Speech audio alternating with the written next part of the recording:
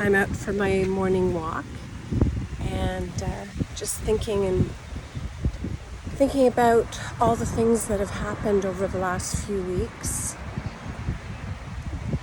particularly this potential trade war that is gurgling in the background and potentially going to be triggered on March 1st. And I posted a lot of stuff on LinkedIn about this. The last thing I posted was the trade agreement that was signed last week between Narendra Modi from India and Donald Trump. And listen, they signed an incredible deal, and my question was to our leaders, why can't we have a deal like that? Why isn't that possible? So I got a lot of responses. In fact, I think almost 7,000 people read that little article that I wrote. And I had so many comments because people are really worried, really concerned. And for example, it's affecting our relationships with each other because last night at the Canada-US game, again, Canada booed the US national anthem, and the US team was extremely upset and hurt over this, such that both teams started fighting even before, like physically fighting, even before the game began. I feel like all of this is unnecessary. I hope this is just, as per Trump's art of the deal, negotiating tactics, that unfortunately I think we're failing that test in that game because it seems to be escalating rather than de-escalating. But we can't control necessarily what our leaders are doing, but we can elect a new government that actually has true leadership. For example, the US just signed an agreement with Japan, I think for about $1 trillion to sell them LNG, liquid natural gas. Do you know that Japan and all of the prime ministers or presidents of Europe came to Trudeau and begged him to sell them LNG? Do you know what his response was? His response was, there's no business case for selling LNG or having an LNG business. Can you imagine the level of mental retardation that person has? He is a substitute drama teacher leading one of the biggest corporations in the world. How dumb have we been to elect somebody of such menial capability just because he has a pretty face and nice hair and a sing-song voice? Is that what leadership is? We need to stop being so complacent. We need to stop setting the bar so low. We need to get our oil and gas industry humming. We need pipelines going east to the Atlantic and west to the Pacific so we can sell to Asian markets and to European markets. And we need better military, more military presence to protect our country and our resources from invaders like so-called undocumented immigrants, which in the olden days we used to call aliens, but now apparently it's okay to break the law. Sorry, it's okay to break the law when you don't belong to the country, but if you actually stand up and protest as per our Constitution about not being forced to have a vaccine because you're worried about your health, they take away your money. They close your bank accounts, or they freeze your bank accounts. They destroy you. So do you see the nonsense that we are dealing with, that we are stomaching and accepting? Why are we not out demonstrating by the millions at Parliament Hill? That guy prorogued Parliament, essentially giving them a 3-month vacation. Why? Because they don't have their shit together?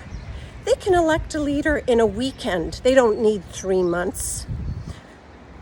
And let's see what happens when they resume Parliament, because Carney is not going to be able to sit in Parliament. He doesn't have a seat. And so Trudeau is going to be on the floor because he still has a seat, and Carney is going to be up in the balcony, the so-called Prime Minister of Canada. I hope to God they're going to call an election and not just prolong this farce with the NDP of consolidating power and preventing a non-confidence motion. As far as Ontario is concerned, we have, I would say, pretty good leadership. It has to get better. Doug Ford needs to be smarter. Instead of pontificating and blustering, he needs to figure out his strategies behind closed doors, and when he's ready, pull the trigger. As Machiavelli says, you do not warn your enemy and tell them that you're going to kill them or do harm to them, because you give them time to prepare. It's the first rule of power. You make your plans in quiet, behind closed doors, and with commitment. And when the right conditions occur, you pull the trigger and you make it happen. But I would say in Ontario, we need to lobby for taking down all barriers to interprovincial trade. We need to also maximize our ability to bring investment into Ontario by reducing taxes, by creating stimulus and advantages for business to establish here in Ontario. We need to also buy Canadian. I recently bid on a big contract with the Ontario government, and I've been in business for 40 years. I've probably responded to over 1,000 different RFPs. And the way this RFP was written, it was very nebulous, so that an evaluator could give a lot of points or not so many points, depending on extremely nebulous criteria. At any rate, we had a team of experts in the domain, not just experts from Canada, we had experts from all over the world. And then when we did the debrief, we found out that we didn't even pass on the proposal, which to me seems like utter bullshit, like absolute bullshit, like the whole thing was rigged for one of our competitors. And our competitor, McKinsey, bid 3 times what we were bidding. And I can guarantee you that the team that they had proposed would have been certainly one of an equivalent member of our team, but the rest would have been kids just out of university or just graduated from MBA who have absolutely no business experience. So in the US, where we've established a company, because again, Canada has become too small and too adversarial for business. The federal government, the US federal government, the state governments, the municipal governments all lobby to get vendors, small business vendors, women-owned business vendors, to do business with them.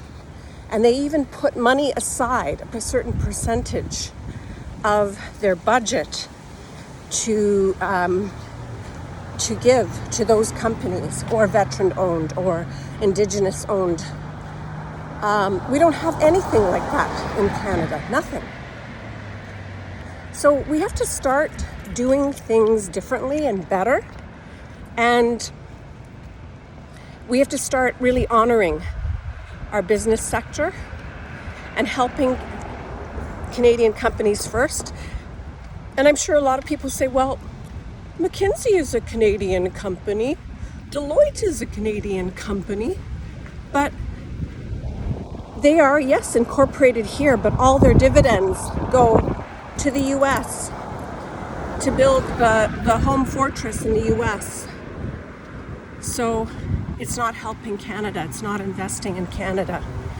Hiring people is great, it's wonderful, but it's certainly not sufficient or equivalent to companies who are based actually in Canada and are paying all their dividends and reinvesting back into Canada.